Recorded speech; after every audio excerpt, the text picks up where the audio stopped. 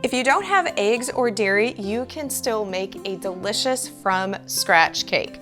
This comes in really handy if you are experiencing high prices on things like eggs or dairy, or simply don't have them in the pantry and don't want to run to the store and grab them. This is a Great Depression era cake, sometimes referred to as Wacky Cake. But the great thing about this cake is it is super simple to make. You likely have all of the ingredients on hand. It is a lot cheaper than buying a store-bought version, and it has a lot cleaner ingredients, and it is delicious. This is a recipe where I've adapted some baking tips and secrets from my great-grandma to make this one of the best cakes that I think you'll have ever tried. So this recipe is on page 191 of my new book, Home and Handmade, which officially releases on May 6th of 2025. But you can pre-order now, and we have a whole bunch of amazing pre-order bonuses.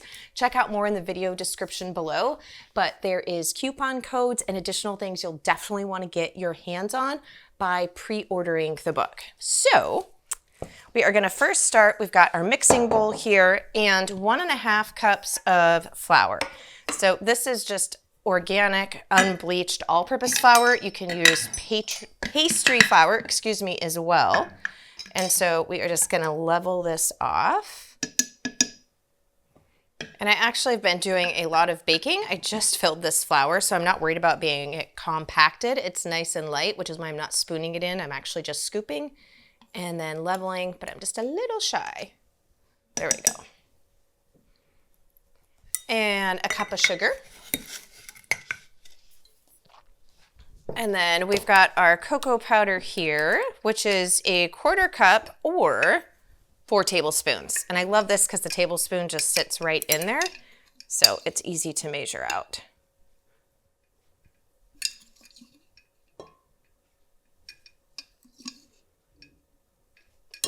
There we go. So we're just going to measure out all of our dry ingredients into the bowl first. So we'll finish with a teaspoon of baking soda and then a 1/2 teaspoon of salt. And then we're just going to combine the dry ingredients here.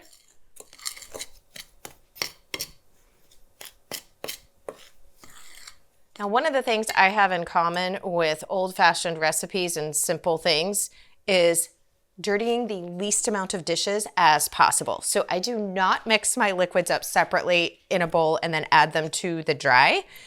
We don't have a dishwasher, and I have had very successful baking without it. In this recipe, you will make 3 holes in your dry ingredients to put your wet ingredients. So the first wet ingredient that we have is actually vinegar. So we're putting in a teaspoon of vinegar, and this is what is going to act as our egg replacement and to help with the rise in texture of this cake. So we're just going to do 1 teaspoon of vinegar, and this is just organic white vinegar from Azure Standard, who is a sponsor of this video and where I get almost all of my ingredients for this. Then we're going to be adding in our vanilla extract, and I'm just going to put that in the other hole there and get it opened. Okay. So we have a teaspoon of vanilla. If you want to learn how to make your own homemade vanilla extract, we will have a link to that as well. And then in our other hole here, we are going to be putting in our melted oil. So this is melted coconut oil. You can use butter, you could use lard, which would have definitely been an ingredient they would have had and been using back then. I'm very low on lard because we haven't raised pigs for a couple of years. So I'm using that. You could also use avocado oil, basically any oil that doesn't have a very strong flavor. So now we've got that. And then very last is a secret ingredient from my great-grandmother's baking days, and that is to use cold coffee when you're doing anything with chocolate. You don't taste it, but it enhances the flavor of the chocolate, and then you don't actually have to even use as much chocolate, or it just gives it better flavor in my opinion. So it's a 1/2 cup of cold coffee, and then I just added another cup or 1/2 cup of water to equal a full cup. Now, if you don't want to use coffee or you don't have it, that's fine. You just need a cup total of liquid, and we're just gonna pour this on top.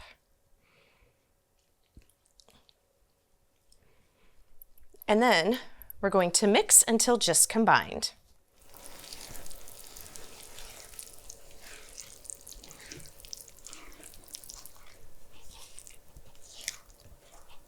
When it comes to doing cakes or brownies or anything like that, we don't want to over mix it. That can actually make it tough. We just want to make sure that all of the dry ingredients are fully wet.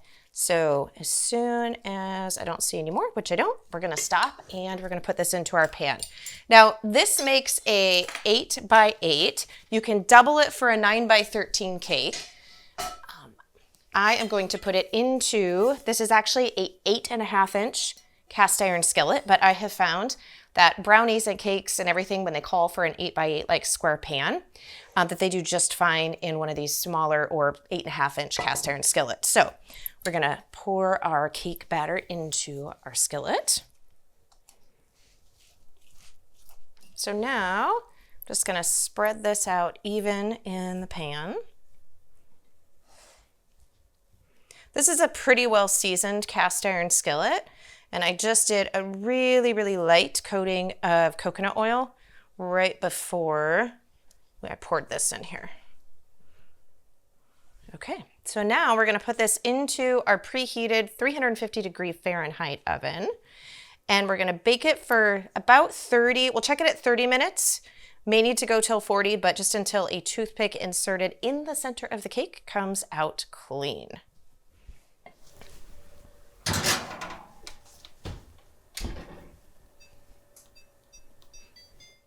One of my favorite frostings is a buttercream, and of course, chocolate buttercream for a chocolate cake is one of our favorite combinations. If you can't tell, we kind of like chocolate around here. So I've got half a cup of softened butter here, and I'm gonna pop that straight into our stand mixer. If you've got one of the old-fashioned like beater kinds, you are more than welcome to use that as well. I have to say this is one of those instances where I'm more than happy to have the modern part of homesteading in my kitchen. So now we're going to go ahead and take the softened butter and cream it a little bit, and then we're gonna start to add in our powdered sugar and cocoa powder. So this is 2.5 cups of powdered sugar. And then I have a half cup cocoa powder. We're gonna do 1.5 teaspoons vanilla extract. And then we're gonna do a pinch of salt. This is salted butter, so you don't need much, but just a little bit of salt really brings out the flavor. Okay, and then we're going to cream this together. Definitely start on low unless you like powdered sugar gone everywhere over your kitchen.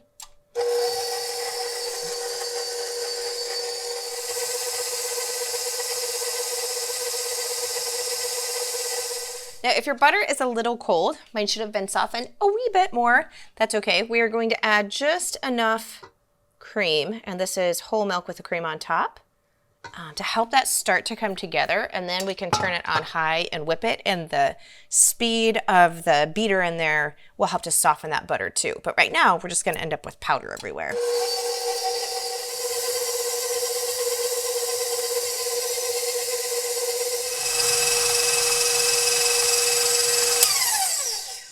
Okay, so now you just want to check your consistency. And so I'll just take our spatula here, get a little bit of the frosting, and see what we're looking for is like, is this spreadable? Can I put this on top of the cake and spread that? It is definitely spreadable. It's nice and thick too. So it depends on how thin you want this. If you want, you can add just a tad bit more of the cream to make it a little bit thinner, but I always recommend checking it first when it's on the thicker side, because you get it, then you just have to add a whole bunch more powdered sugar if you get it too thin by adding too much liquid too soon. Okay, so we are checking this at 30 minutes, which I have a feeling it is just done, but we're gonna take our toothpick, insert it in the center, pull out, no batter. Hey, hey. This is done, so we are going to let this cool fully, and then we'll frost it. So once your cake is fully cooled, then you are going to want to put on this delicious buttercream frosting. You can see how nice this spreads. Oh, this is gonna be a treat.